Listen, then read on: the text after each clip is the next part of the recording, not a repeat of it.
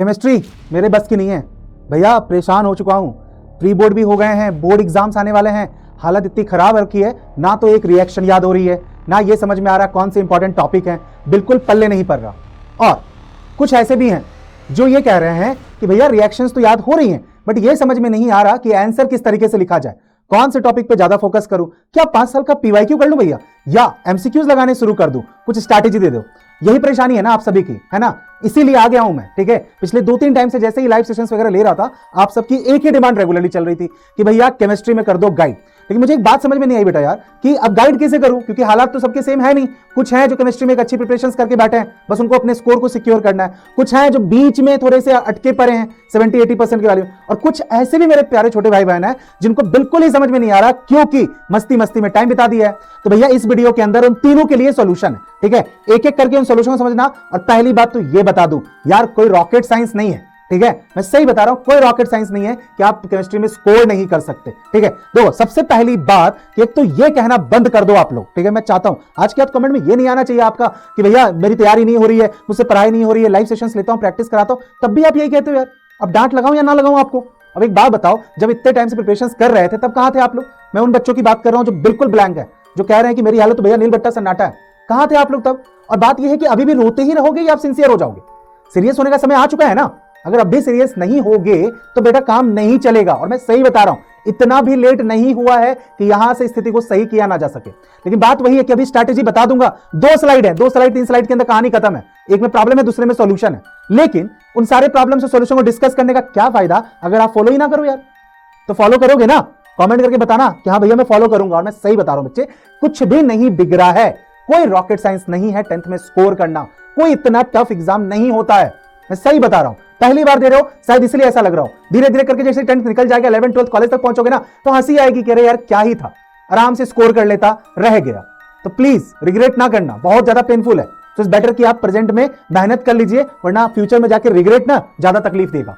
ठीक है, और सही बता रहा हूं, फटकार लगानी थोड़ी जरूरी है आप लोगों को, क्योंकि देख रहा हूं मैं आप लोगों के कमेंट सेक्शंस, देख रहा हूं मैं लाइव में कंडीशंस। ठीक है, अब आ जाते हैं जरा प्रॉब्लम पे। देखो जरा, प्रॉब्लम मैंने बता दिया कि सबकी प्रॉब्लम सेम नहीं है ना, सब अलग अलग कंडीशंस पे अभी खड़े हैं, मैंने बता दिया। मैंने इस प्रॉब्लम को डिवाइड किया है 4 कैटेगरी में। ठीक है, अब देखो जरा, जैसे कि एक तो ये प्रॉब्लम है कि भैया रिएक्शन याद ही नहीं हो रही, कैसे याद करें रिएक्शंस, है ना। दूसरी प्रॉब्लम ये, जिनको याद हो रहा है भैया बहुत रिएक्शन हो गई है, इसमें से इंपॉर्टेंट वाली कौन है, कौन सी रिएक्शन करें, कौन सी छोड़ दें। क्यों? क्योंकि आप लोग बुक भी तो 5 उठा ली है ना। जब भैया कहते हैं कि भैया 5 किताबें पढ़नी जरूरी नहीं है, एक किताब को 5 बार पढ़ लो काम चल जाएगा, सारी किताबों में एक ही तरह का ज्ञान है। अभी उस पे आते हैं। एक तो प्रॉब्लम ये है, प्रॉब्लम नंबर 1 में बात करूं। ठीक है, फिर आते हैं एक और महानुभाव, उनकी प्रॉब्लम क्या है? प्रॉब्लम ये है कि भैया रिएक्शन का तो ठीक है, इंपॉर्टेंट टॉपिक्स बता दो जरा, बार बार स्पैम कर रहे हो, इंपॉर्टेंट टॉपिक्स बता दो। अरे भैया पूरी किताब में जो चैप्टर है ऑलरेडी सिलेबस आपका कम कर दिया है, सीबीएसई टाइम के साथ और कम कर रही है, वो बेटा सारा ही इंपॉर्टेंट है। ठीक है, लेकिन हाँ नो डाउट एग्जाम में और ज्यादा अगर हम उसको लेके आए, और ज्यादा ब्रीफ करें, लेकिन है ना, किसी का ये भैया कौन से टॉपिक से क्वेश्चन आते हैं, स्टार्ट कहां से करें, यही सारी प्रॉब्लम है। ठीक है, ओके, और प्रॉब्लम आई जरा, और क्या प्रॉब्लम हो रही है? फिर किन्हीं को प्रॉब्लम है भैया आंसर कैसे लिखें।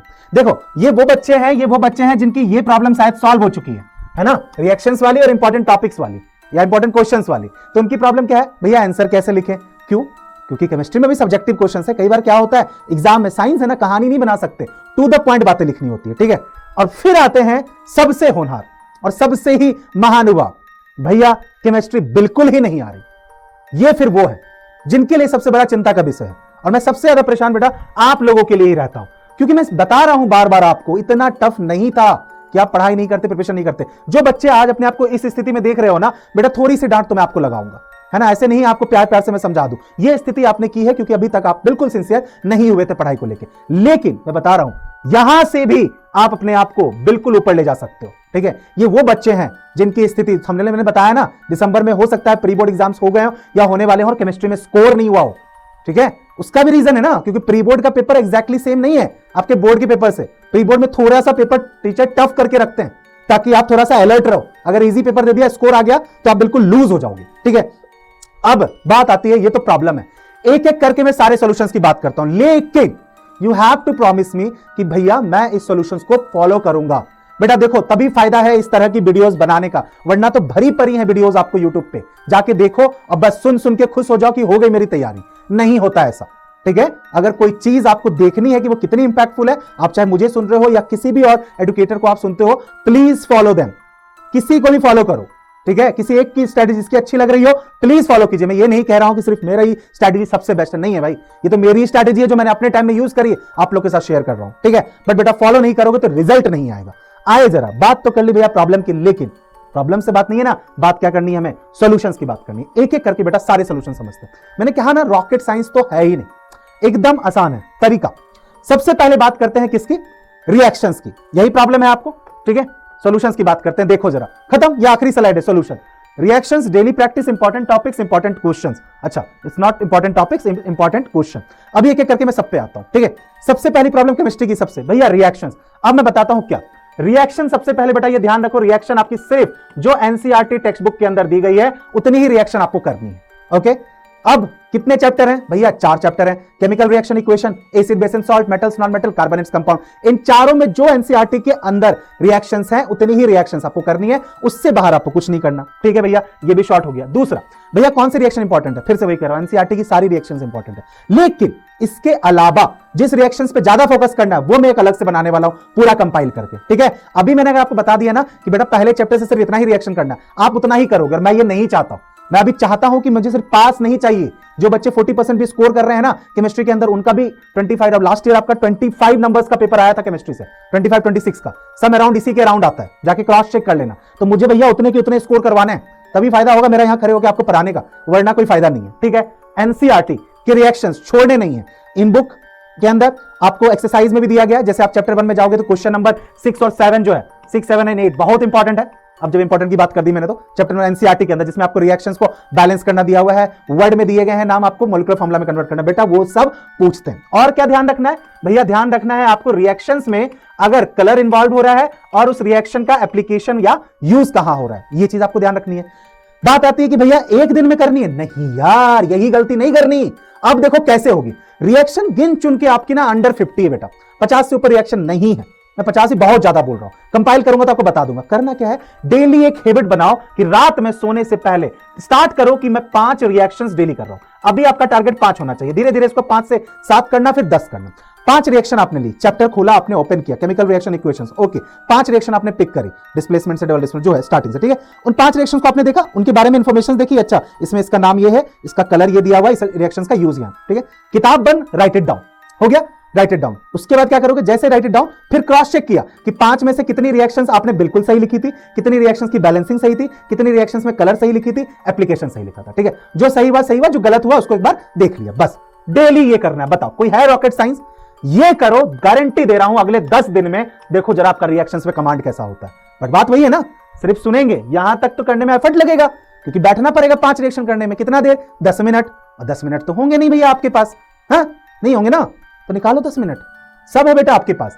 मैंने कहा ना बस वो एक्सक्यूज जो है ना, बस, और ठंड का टाइम है, रजाई ओढ़ के सो रहे हैं, एकदम मजा आ रहा है, बस घर में मम्मियां खाना तो बना रही है बढ़िया बढ़िया, नहीं चलेगा बेटा काम, नहीं चलेगा काम, लेना पड़ेगा एफर्ट। ये जो पेन कहते हैं ना हम कि वो सक्सेस से पहले जो पेन, यही पेन है यार, यही वो तकलीफ होती है, तकलीफ होती है। आई नो दैट नहीं आता इंटरेस्ट, मैं कितना भी इंटरेस्टिंग करके चैप्टर को पढ़ाता हूं, कितना हंसी मजाक करता हूं, बट गुस्सा आ जाता है इस टाइम पे मुझे भी। क्यों? क्योंकि भैया आपकी हरकतें फिर वही हो जाती हैं। मत करो यार, मत करो, मैं कह रहा हूं बेटा, आज का ये तकलीफ और आज जो ये पेन आप उठाओगे, ये फ्यूचर के रिग्रेट से ज्यादा बेटर है। फ्यूचर में रिग्रेट का जो पेन होगा ना, अगर आपने सही स्कोर नहीं किया या अच्छा नहीं परफॉर्म किया, तो वो बर्दाश्त से बाहर होगा, क्योंकि अभी तो आपके हाथ में सब कुछ है, पूरी कहानी बदल सकते हो आप, अपनी तकदीर खुद लिखने आया हो। सुनी है ना ये बात फिल्मों में, इसी को कहते हैं बेटा, ठीक है। जो भी हुआ है प्री बोर्ड में, मिड टर्म एग्जाम में, यूटी में, भूल जाओ। जरूरी नहीं कि जो आपने पिछला जैसे स्कोर किया है वही बेटर किया। मैं कई बार अपने बारे में बताता हूं कि मेरा प्री बोर्ड में क्या स्कोर था। आई गोट फेल इन मैथ एग्जामिनेशंस, ठीक है, आई हैव रिजल्ट, कभी कहोगे तो शेयर करके दिखा दूंगा। बट बोर्ड एग्जाम में जाके सब चैप्टर में, सारे सब्जेक्ट में 4 के आया, सारे सब्जेक्ट में, और सिर्फ स्कूल में नहीं, डिस्ट्रिक्ट टॉपर था, स्टेट टॉपर था। 3 महीने में मैंने देखी कहानी बदलते हुए, ठीक है, तो मजाक नहीं कर रहा हूं, बट बात वही है। आई नो दैट कि उस 3 महीने मैंने क्या डिफरेंट किया, कुछ नहीं, सब कुछ भूल गया, फोकस सिर्फ एक ही चीज पे था कि उन लोगों के ऊपर तमाचा मारना था जिन्होंने मजाक उड़ाया था मेरा कि I can't do it. But I know कि बस प्रॉब्लम यही थी कि वो एक्सक्यूज, वो मेहनत नहीं करना, इस वजह से रिजल्ट खराब होता था। जिस दिन मेहनत कर दी, काम खत्म, रिएक्शंस हो गई। आ जाते हैं दूसरे सॉल्यूशंस पे। डेली प्रैक्टिस, डेली प्रैक्टिस मैंने बता दिया। डेली प्रैक्टिस में आपने 5 रिएक्शन, बेटा जिनको है वो 10 भी रख सकते हैं अभी, लेकिन मैं कहूंगा शुरुआत 5 से करो। यही होता है, स्टार्टिंग में जोश आ जाएगा, आज जाके और 10 क्वेश्चन कर लेंगे। नहीं बेटा, कंसिस्टेंसी चाहिए, हर दिन 5 करना है, एक दिन में 15 नहीं करने हैं, हर दिन 5 रिएक्शंस करनी है, ठीक है।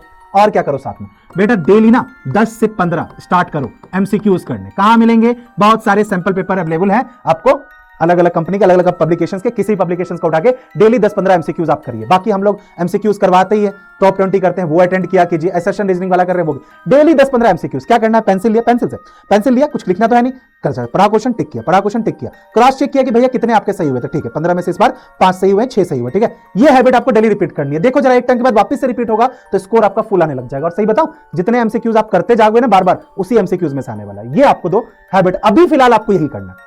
इसके बाद क्या करना है वो मैं थोड़े दिन बाद बताऊंगा। अभी इस स्टेज पे दिसंबर जब ये वीडियो रिलीज हुई है भैया, दिसंबर में ये आपको अभी करना शुरू कर देना है। जनवरी में जाके स्ट्रेटेजी बदलेगी, फिर इसमें और चीजें ऐड होंगी, ठीक है। फिर आता है भैया इंपॉर्टेंट टॉपिक। बेटा देखो, इंपॉर्टेंट टॉपिक के ऊपर मैं वीडियो बना रहा हूं, बट मैंने कहा कि मैंने अगर वो वीडियो अभी डाल दी ना तो आप बस पूरे कंसंट्रेट कर दोगे अपने आप को उसने ही टॉपिक पे। नहीं बेटा, अभी सारा कुछ ही इंपॉर्टेंट है। एनसीईआरटी बुक के अंदर जितनी चीजें दी गई हैं बेटा, वो सब आपका इंपॉर्टेंट है, ठीक है। और अगर अभी मैं आपको थोड़ा सा अगर आपको एडवांस में बताना चाहूं, एनसीईआरटी के क्वेश्चंस अभी पहले इतना काम आप कीजिए, ठीक है। राइट नाउ आपको पहले ये कर लेना चाहिए, एक साथ सब कुछ नहीं होगा, है ना। मैं बार बार कह रहा हूं, 5 किताबें ना पढ़िए, एनसीईआरटी को 5 बार पढ़ लीजिए, कोई आपका स्कोर नहीं रोक रहा, ठीक है। ये वाली बात, ओके। फिर आते हैं भैया ये इंपॉर्टेंट क्वेश्चंस। तो मैंने बता दिया आपको इंपॉर्टेंट क्वेश्चंस आपका एनसीईआरटी है, लेकिन इसके अलावा सवाल आता है भैया पीवाईक्यू कर लूं क्या, है ना भैया, 10 साल की पीवाईक्यू कर लूं। अरे यार 2 साल 3 साल से तो आपका सिलेबस बदलता आ रहा है, क्वेश्चन पूछने का पैटर्न बदलता आ रहा है, क्या करोगे 10 साल का पीवाईक्यू? खुद सोचो ना जरा, क्या रेलिवेंट है कि आज से 10 साल पहले का पेपर? 2004 में जो पेपर पूछा गया, सॉरी 2005 में जो पूछा गया, क्या 2025 में, मैं 10 साल में 20 साल में चला गया, है ना, अपने टाइम पीरियड की बात करने लगा। 2015 में जो पेपर आया, क्या 2025 में? कोई रेलिवेंसी है दोनों में? नहीं। चैप्टर ठीक है, टॉपिक ठीक है, क्वेश्चन पूछने का तरीका बदल गया। एसेशन रीजनिंग नहीं थी तब, कंपेटेंसी बेस्ड क्वेश्चन नहीं थे, केस बेस्ड क्वेश्चन नहीं थे, तो ऑब्वियस सी बात है ना, उतना पुराना नहीं आपको करने की जरूरत है ना।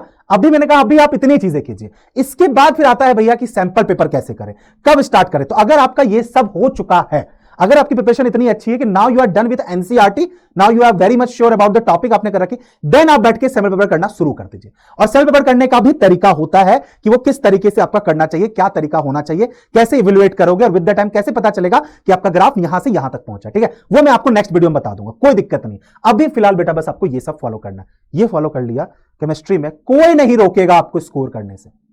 सेम प्रॉब्लम आपका फिजिक्स के साथ है, बायो के साथ है, लेकिन उसके लिए आपको तन्मय सर और कीर्ति मैम उन्होंने आपको गाइड कर रखा है। अभी वो और वीडियो बना रहे हैं इन चीजों के ऊपर, स्ट्रैटेजी को लेकर। प्रॉब्लम समझो यार, मैं बताता हूं प्रॉब्लम पता है क्या है बेटा। प्रॉब्लम है कि आपको लग रहा है कि कोई आएगा ऐसे घोल के पिला के चला जाएगा चीजें। नहीं यार, नहीं होता ऐसा, समझिए आप।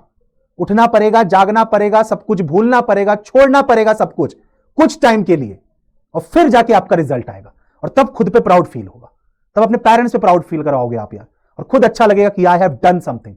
करो नहीं यार, लाइफ में बार बार थोड़ी ना मौका मिलेगा। सोचो जरा, क्या ये 10th का एग्जाम दोबारा आना है लाइफ में? नहीं आना ना। This is one and only chance to prove yourself that you have got something. मैं सीधा बात कर रहा हूं आपसे यार, आई नो दैट यार, मैं बता रहा हूं बेटा, मैं भी बिल्कुल आप लोगों जैसा ही था। ओके, बहुत से बच्चे, मैंने कहा ना, जो बच्चे 90-95% ला रहे हैं उनकी कहानी तो अलग है यार, वो तो चल ही रहे हैं अच्छे। प्रॉब्लम कहां है? प्रॉब्लम वहां 60-70 वाले बच्चे हैं। और बेटा 70 से 90-95 जंप करना नहीं है बड़ा, कोई नहीं है, 10th है यार, बहुत आसानी से हो जाएगा। बट प्लीज फॉलो कीजिएगा, तभी होगा, है ना। बस इतनी कहानी आपको बतानी थी, हो गई, यही स्ट्रैटेजी है। समझ में आ गई स्ट्रैटेजी? फॉलो करना स्टार्ट कर दो। कमेंट करके बताना कि भैया इस वीडियो को जब आपने देखा उसके 7 डेज के बाद, वैसे तो 2-3 दिन में आपको रिजल्ट दिखने लग जाएगा, बताना जरा। प्री बोर्ड एग्जाम होगा तो बताना स्ट्रैटेजी कितनी काम आई। और मैंने कहा ये अभी की स्ट्रैटेजी है, जब दिसंबर में हम करें, जैसे ही 25 दिसंबर बदलेगा एक और स्ट्रैटेजी आएगी, फिर 5 जनवरी के बाद एक और स्ट्रैटेजी आएगी, क्योंकि ना तब आपको पेस बदलना पड़ेगा। कहते हैं ना, गाड़ी जब चलती है रेस ट्रैक पे तो सेम गियर में नहीं होती है, गियर बदलना पड़ता है। तो भैया अभी फर्स्ट गियर सेकंड गियर पे चला रहा हूं, फिर 4th गियर पे जाएंगे, पहले यहां तो अच्छे से कर लीजिए, ठीक है। डिसिप्लिन में आना शुरू कर दीजिए, क्योंकि एक सब्जेक्ट नहीं है, आप और भी सब्जेक्ट आपको देखना है, ठीक है। तो याद रहेगा आपको, बस इतनी चीजें बताई है, वो जाके आप प्लीज फॉलो करना, देन मुझे बताना, ठीक है। इसके अलावा आपका जो भी केमिस्ट्री में प्रॉब्लम है मैं ऑलरेडी नोटिस कर रहा हूं, उसी के हिसाब से चीजें प्लान कर रहा हूं। मिस मत किया करो। एसेशन रीजनिंग वाला सेक्शन हुआ, टॉप 20 एमसीक्यूज हुए, बच्चे गायब थे, फिर बाद में कह रहे हैं भैया दोबारा, तो भैया कहां थे उस समय? आया करो, है ना, सेशंस वगैरह रेगुलर अटेंड किया करो, तभी आपको रिजल्ट देखने को मिलेगा, ठीक है। तो घबराओ मत यार मेरे प्यारे भाई बहन, एकदम नहीं घबराना बच्चे आपको, ठीक है। जो मैंने कहा, मेरा फोकस सबसे ज्यादा उन्हीं पे रहता है जो ऐसा फील कर रहे हो राइट नाउ ना, यार भैया कुछ नहीं आ रहा, यार सब आ रहा है, सब आ रहा है, सब यही है बेटा, अपने आप पे भरोसा रखिए, सब यहाँ है, सब निकलेगा एग्जाम में। बट ठीक है, थोड़ा सा ग्राइंड कर दो, थोड़ा सा मेहनत कर दो, ठीक है, बस कुछ नहीं है। आज के दिन तो इतना आसान है यार, हर तरीका है। नहीं बैठ के पढ़ने का मन कर रहा, लेट के पढ़ जाओ यार, बट डूबे रहो चीजों में, ओके। और कुछ नहीं चलना चाहिए दिमाग में। चलो अब इसी के साथ प्रॉमिस करो मुझे कि भैया आपने बोला, समझ में आ गई बात, है ना, थोड़ा सा डाटा है, सॉरी नहीं बोलूंगा उसके लिए, बड़ा भाई हूं तो डांटूंगा, ठीक है। तो मेहनत करेंगे और मिलकर करेंगे और अच्छा रिजल्ट लेंगे, ठीक है। चलो अब मैं निकल रहा हूं। ये नए बच्चों के लिए, ऑलरेडी बच्चे जो हैं वो जानते हैं, ये टेलीग्राम चैनल का लिंक है, इसको स्कैन कर लेना, क्योंकि इसके ऊपर भी चीजें आने वाली हैं, practice sessions and worksheet and all, तो भैया वो मिस हो जाएगी जो बच्चे नहीं रहेंगे, तो इसको स्कैन कर लीजिएगा। बाकी thank you so much for joining, और बता देना ये वीडियो कितनी हेल्पफुल थी आपके लिए, ओके। और अपने दोस्तों के साथ शेयर कर देना, क्योंकि जो प्रॉब्लम आप फेस कर रहे हो और भी फेस कर रहे हैं ना, सब तक बात पहुंचनी चाहिए, ठीक है। चलो मिलते हैं नेक्स्ट सेशंस के अंदर, आइदर रिकॉर्डेड और live. Till then take care, bye bye, हंसते रहो, हंस के तैयारी करो यार, परेशान नहीं होना, ओके। आई एम हियर, आपकी केमिस्ट्री का पूरा दामोदार, पूरा भार मेरे ऊपर है, मैं आपसे स्कोर करवा लूंगा। चलो बाय बाय, टेक केयर।